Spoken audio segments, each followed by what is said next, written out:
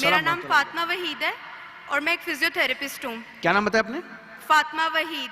فاطمہ وحید. جی پوچھئے. جی میرا سوال یہ ہے کہ اگر شیطان ہمیں اکساتا ہے، ورگلاتا ہے گناہ کرنے کے لیے، تو شیطان کو کون ورگلاتا ہے؟ بے شک ہر چیز اللہ کی مرضی اور اس کی ول پاور سے ہوتی ہے، تو شیطان کو کون ورگلا رہا ہے؟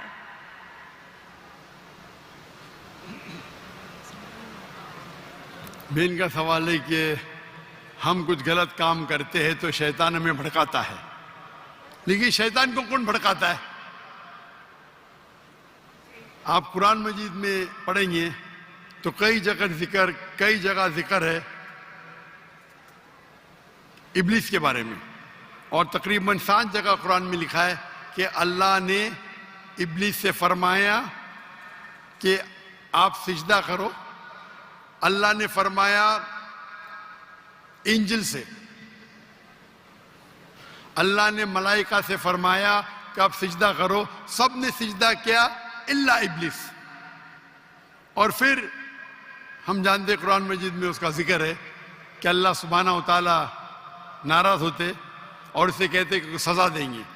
تو ابلیس اللہ سے التجا کرتا ہے، ریکویسٹ کرتا ہے کہ مجھے رسپائٹ دو، میرے سزا کو ذرا دیر سے کرو، اور اگر آپ مجھے رسپائٹ دیں گے، رسپائٹ مطلب سزا کو دیر کریں گے، تو میں تمہارے بندوں کو بھڑکاؤں گا.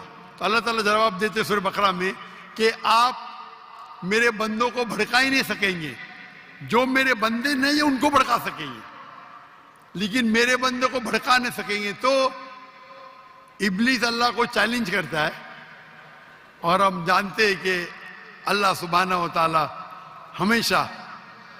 ہمیشہ غالب ہوں گے. تو اس دنیا میں یہ ٹیسٹ ہے ہمارے لیے امتحان ہے کہ ہم اللہ کی بات مانتے کہ نہیں. تو قرآن مجید ہدایت کی کتاب ہے. ہمارا سوال ہے کہ ابلیس کو کون بھڑکاتا ہے؟ ابلیس نے اپنے آپ کو بھڑکایا، اس کا غرور تھا. ابلیس حالانکہ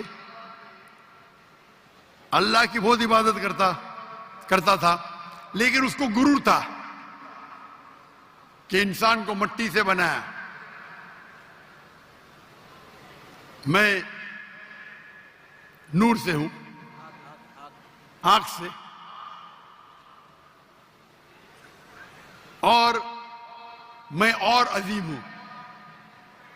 تو کئی بار ہمارا جو غرور رہتا ہے، ایگو، وہ ہمیں جہنم میں لے کے جاتا ہے. تو یہ ابلیس کا ایگو ہے جو اسے بھڑکایا اور وہ اسے جہنم میں لے کے جائیں گے. ہوپ دان سے کوشچن.